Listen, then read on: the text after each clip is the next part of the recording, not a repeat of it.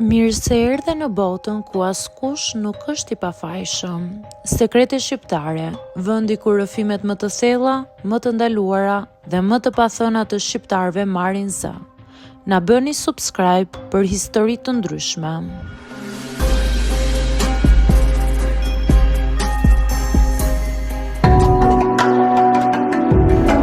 Jam 33 vjeçe dhe jetoj në një fshat të vogël të Shqipërisë.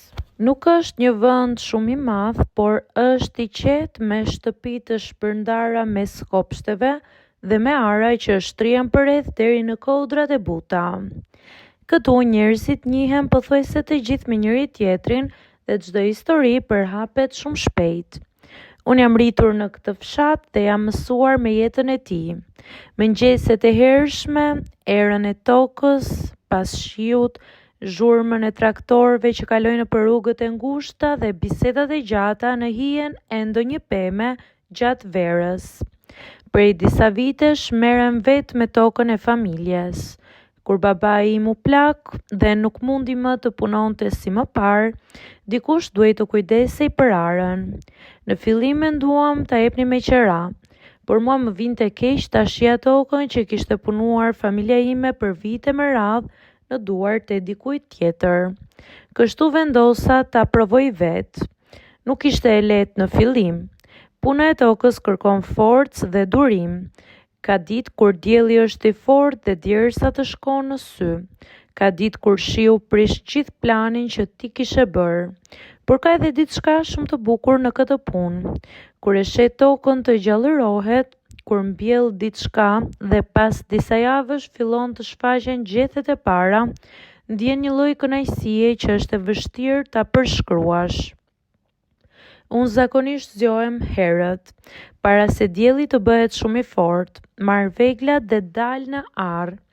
Ajri në atë orë është i freskët dhe toka ka një aromë të veçantë që vjen nga lagështia e natës. Në fillim punoja vetëm, por shumë shpejt e kuptova se në fshat është pothuajse e pamundur të jesh plotësisht vetëm. Gjithmonë kalon dikush, një traktor që shkon për në arën tjetër, një fqinj që del të shoh pemët e tij, një bari që kalon me bagëtit, dhe zakonisht të gjithë ndalen për pak minuta për të bërë muhabet me mua. Por ka edhe një gjë tjetër për të cilën më ngacmojnë shpesh. Në fshat njerëzit janë shumë të drejtë për drejtë dhe bëjnë shaka pa shumë filtra. Që kur fillova të punoj tokën vetë, burrat e fshatit kanë filluar të bëjnë komplimente. Por ti që ke një bujke shumë e bukur, më thonë, ose ndonjëherë mos puno kaq shumë se na turpëroven e të tjerëve. Por ajo që dëgjoj më shpesh është kjo: ti nuk je për këtë punë, je shumë josh se për në arë. Në fillim më vinte pak turp kur dëgjoja këto gjëra. Nuk isha mësuar që të isha në mes të kaq shumë burrave, por me kalimin e kohës u mësova. Në fakt, shumica e tyre nuk e thonë me qëllim të keq. Është mënyra e tyre për të bërë humor dhe për të bërë punën më të lehtë. Një nga momentet që më kujtohet më shumë ndodhi një pasditë vere. Unë po përpiqesha të rregulloja një pjesë të tokës që ishte bërë shumë e fortë nga dielli. Po mundoja dheun me kazëm dhe po lodhesha shumë. Në atë moment kaloi një ndër fqinjëtan me traktor. Ai ndaloi më pa për disa sekonda dhe tha duke qeshur: po çfarë po bën kështu? Do ta prishësh tokën në dorë. Pastaj shtoi: lëre pak se këtë punë do ta bëjmë ne. Brenda pak minutash ai e punoi gjithë atë pjesë me traktor.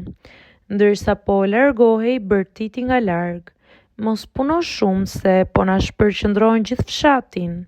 Dhe unë qesha, sepse në një farë mënyre kjo është bërë pjesë e përditshmërisë time. Në fshat çdo gjë shoqërohet me pak humor. Edhe puna më e lodhshme bëhet më e lehtë kur njerëzit qeshin dhe bëjnë shaka. Sot ara ime është shumë e bukur se në fillim. Ka mbjell domate, speca, kunguj dhe disa pemë frutore. Në verë gjithçka bëhet e gjelbër dhe plot jetë. Kur fryn era, gjethet lëvizin dhe duket sikur toka merr frym. Shpesh ulem në një stol të vogël në skaj të arës dhe shikoj gjithë atë që kam arritur të bëj. Ndonjëherë kalon ndonjë nga burrat e fshatit dhe më thot me shaka: "Mos rri shumë në diell se do të na prishësh reputacionin." Sipas tyre, një grua si unë nuk duhet të jetë në mes të arës me çizme dhe me duar të mbushura me dhe. Por mua nuk më shqetëson, sepse në fund të ditës e di që shumica prej tyre në fakt më respektojnë për këtë që bëj, dhe kështu vazhdon jeta ime. Unë punoj tokën në arë, ndërkohë që burrat e fshatit vazhdojnë të më ngacmojnë dhe të bëjnë shaka, sepse sipas tyre jam një grua shumë e bukur për një punë kaq të ashpër.